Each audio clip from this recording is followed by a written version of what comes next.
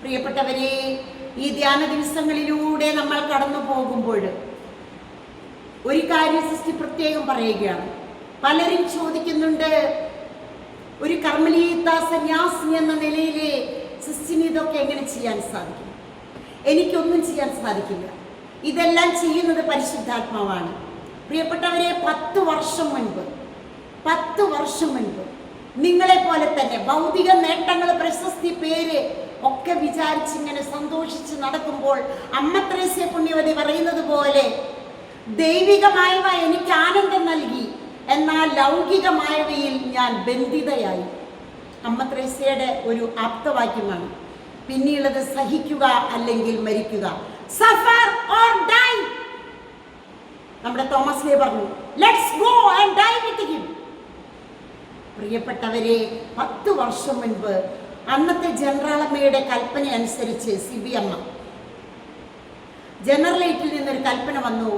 എല്ലാ 10-25 പ്രോവിൻസ് ഉണ്ട്, ഞങ്ങൾ 7000-ൻ്റെ അടുത്ത് സിസ്റ്റേഴ്സ് ഉണ്ട്. എല്ലാ പ്രോവിൻസുകളിലും എത്ര ടോട്ടൽ നമ്പർ സിസ്റ്റേഴ്സ്, അവരിൽ നിന്ന് 10% ദശാംശം കർത്താവിന് കൊടുക്കണം. എല്ലാ വിഭാഗത്തിൽ നിന്നും doctors, nurses, teachers, social worker, nursery teacher, ആരൊക്കെയായാലും അതിൽ നിന്ന് 10% സിസ്റ്റേഴ്സിനെ എടുത്ത് മാറ്റി നിർത്തണം. ആ അമ്മയ്ക്ക് പരിശുദ്ധാത്മാവ് കൊടുത്ത ഒരു പ്രചോദനമായിരുന്നു അത്. സിസ്റ്ററിനെ സംബന്ധിച്ച് അത് ബെസ്റ്റ് പ്രചോദനമായിരുന്നു. മാറ്റി നിർത്തപ്പെട്ടു. അവരെ പഠിപ്പിക്കാനോ ഡോക്ടറിന്റെ ജോലിയോ നഴ്സിങ്ങോ ടീച്ചിങ്ങോ ഒന്നും പാടില്ല. അവര് വചന പ്രഘോഷണം, കൗൺസിലിംഗ്, ധ്യാനങ്ങൾ ഇടവകയിൽ കണ്ടക്ട് ചെയ്ത് മുന്നോട്ട് പോകണം.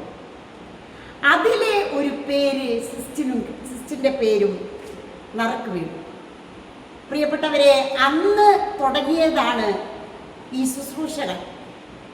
ചപ്പും ചവറും നിറഞ്ഞിരിക്കുന്ന ഫേസ്ബുക്ക്, ഇൻസ്റ്റാഗ്രാം തുടങ്ങിയ യൂട്യൂബിലൊക്കെ ഒരു വചനം ഇടാൻ പരിശുദ്ധാത്മ പറഞ്ഞു. പിന്നീടാണ് കൊറോണ വന്നപ്പോൾ, കൊറോണ കാലത്ത് പല അച്ഛന്മാരും പറഞ്ഞു, സിസ്റ്ററെ എല്ലാവർക്കും ഒരു പണി കൊടുത്തു, 1000 തവണ എഴുതുക. വളരെ നന്നായി. നോട്ട് ബുക്കും എടുത്ത് കുറേ മൊബൈലിൽ ചപ്പും ചവറും കാണുമ്പോൾ പിന്നെ ഒരു വചനം എഴുതും നോട്ട് ബുക്കിൽ 1000 തവണ, 33 തവണ. വളരെ നന്നായി. പലരും ഇന്ന് ഫോളോ ചെയ്യുന്നുണ്ട്.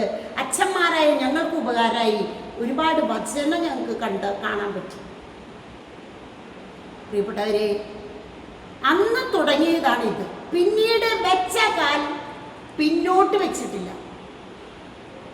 പലർക്കും തോന്നും ഒരു മാതാവിനെ കൊണ്ട് നടക്കുന്നു, കുരിശു പിടിച്ച് ഓടുന്നു. എനിക്കതിന് യാതൊരു പരിഹാസ്യം തോന്നുന്നില്ല.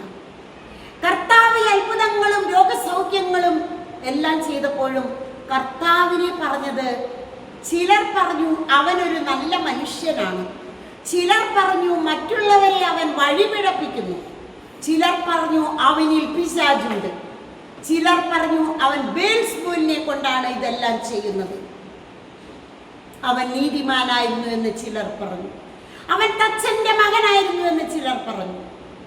പ്രിയപ്പെട്ടവരെ, അവനെ അങ്ങനെ പറഞ്ഞുവെങ്കിൽ നമ്മളെയും അങ്ങനെ പറയും. എന്നാൽ എൻ്റെ നാമനിമിത്തം നിങ്ങൾ അവഹേളിക്കപ്പെടുകയും ഒറ്റപ്പെടുകയും പീഡനമേൽക്കുകയും ചെയ്യുമ്പോൾ ആനന്ദിച്ചാഹ്ലാദിക്കുവിൻ, നിങ്ങൾ ഭാഗ്യവാന്മാർ, സ്വർഗരാജ്യം നിങ്ങൾക്കുള്ളതാണ്, 10 മടങ്ങ് ഇരട്ടി കിട്ടും. അതിൽ വിശ്വസിക്കുക.